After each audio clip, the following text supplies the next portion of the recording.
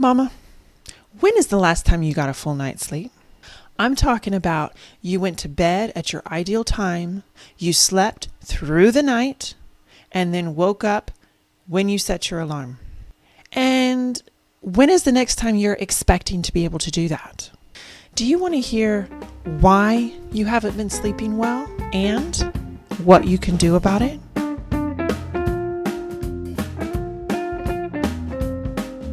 Hi, Christy here with Mom's Fine Truth.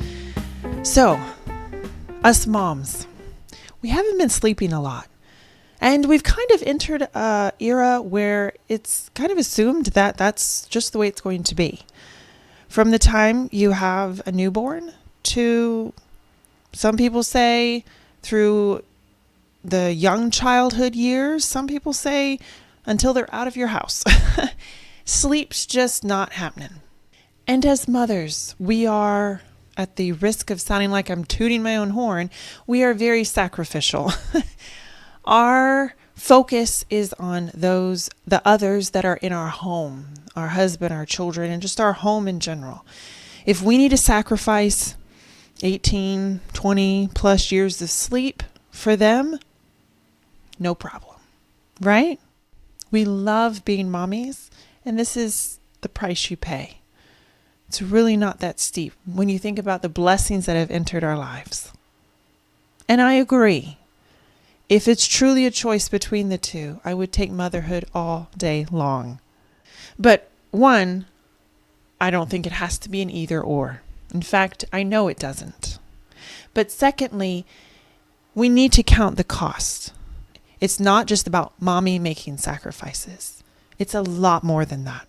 When we are continuously living in a sleep-deprived state, we are less able to be unintentional mommy. And I have a video linked down below called Motivation for Mommies, where I really dive into that, how important it is for our children's sake, for our home's sake, for our husband's sake, that we are able to live our days in a very intentional manner. That we are our own bosses essentially during the day, and the productivity that we create and the impact that we have is completely based on us and how intentional and productive we are able to be, which is lessened significantly when we are sleep deprived. In that same vein, we are much less able to be a good companion to our husband. We are exhausted the moment our kids go to bed. And so we mentally and physically check out. And I'm not just talking about fun with hubby in the bedroom. I'm also talking about just this is that time in the evening, which is for the most part the only time that you get to spend one-on-one with your husband. He wants your company. He wants the woman he married to be a companion to him. And when we're not getting enough sleep at night, simply taking care of the kids during the day is our max. We're done. We're exhausted. Our bodies are just done. There is no more to give. I would also consider it to be a bad example to our kids because they are just growing up with the idea that mommies are just tired. Always just tired, exhausted, out of energy, just unable to do it. And I don't want, especially for my daughters, I don't want that to be their view of motherhood or what they will become when they become a mom. I want motherhood to be joy and excitement and energy and thrilling to take on. There's no way I can communicate that to them if I'm 150% sleep deprived. And then, of course, the obvious truth that it's bad for our health in every form or fashion. It's bad for our hormones. It's bad for our weight. It's bad for our mental health. It's just bad. Sleep is like one of those baseline necessities. And we can't just write it off for years on end without expecting major ramifications. So with all that being said, why are we stuck in the perspective that we currently are? Where did this assumption come from that mothers can't get sleep, or at least not anywhere near enough sleep? It's because we have shifted what I call the authority line. Now, what I mean by that is that in parenting our children, there are some areas of their life in which we need to insert our authority, and there's some areas of life that we should not insert our authority. Let me give you some examples so I'm just really clear about what I'm talking about. One example would be if your toddler, to fall back on a very common example, were to decide they want to run across a busy road alone. That would be a great moment to introduce your authority and say no. But on the flip side, if your toddler gets sick, you're not going to try to insert your authority, even though none of us enjoy sickness. And of course, it would be ideal if they were not sick. You're not going to insert your authority and tell them to get well.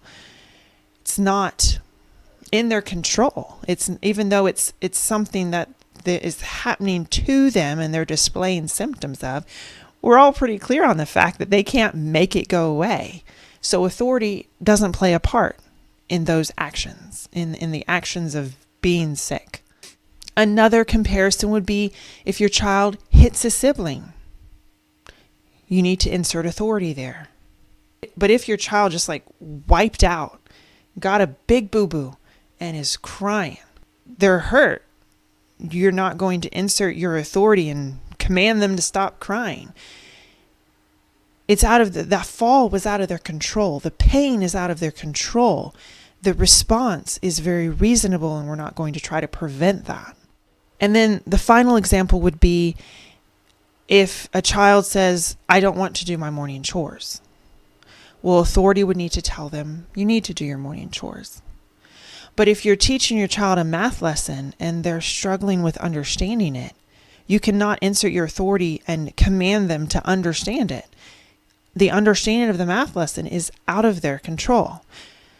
You get what I'm saying with the comparison here. So there's this line of authority. There's areas in our child's life where we need to insert our authority on this side of the line, and where we do not need to insert our authority on this side of the line. Well, I'm here to say that our child's sleep habits for far too long have been placed on this side of the line where we do not insert authority, and we need to move them to this side of the line.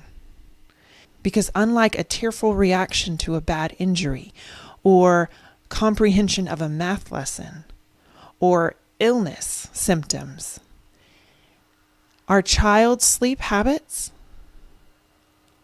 are within theirs and our control, and are something that we need to teach them to do well. So some examples of the mentalities that put sleep in the no authority side would be, my 5-year-old, he just stays up till 11 o'clock at night. There's nothing I can do about it. Or no matter how early I get up in the morning, my child keeps getting up earlier with me. He's up to 5 o'clock in the morning now. I don't have any time to get productive work done before he gets up. Or my child just can't sleep unless they're in the bed with me. So I just don't sleep much at night. You see how it's kind of, this is happening to us. There's nothing we can do about it. Almost victim mentality. When in reality, if your child, and we're talking about young kids. I mean, I'm not talking about teenagers here. They have a whole different schedule, obviously. But for young children, getting to bed at 11 o'clock at night, then turning around, waking up at 5 o'clock in the morning, or requiring to sleep in your bed,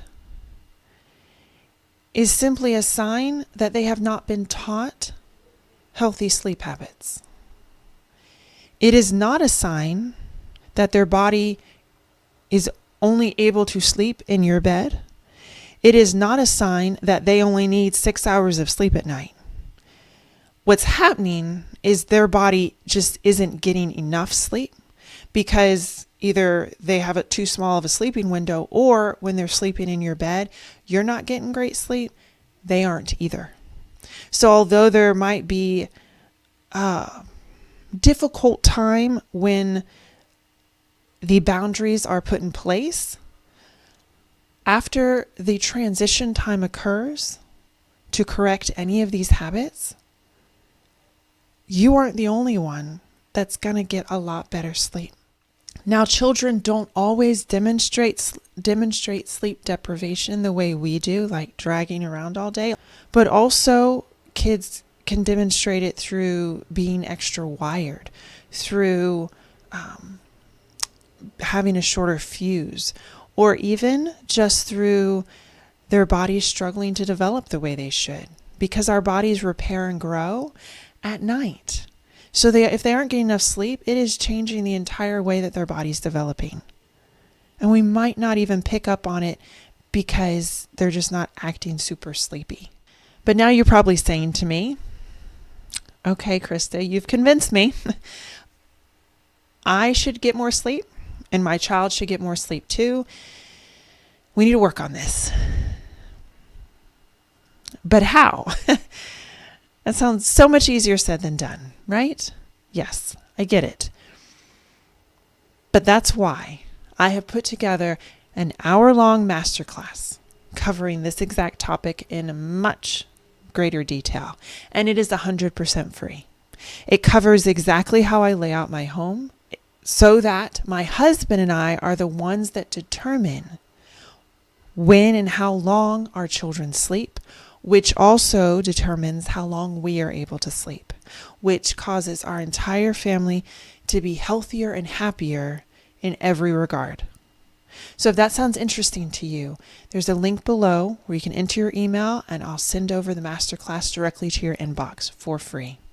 Well, that's all I've got for today, but remember, I'm always here if you need me.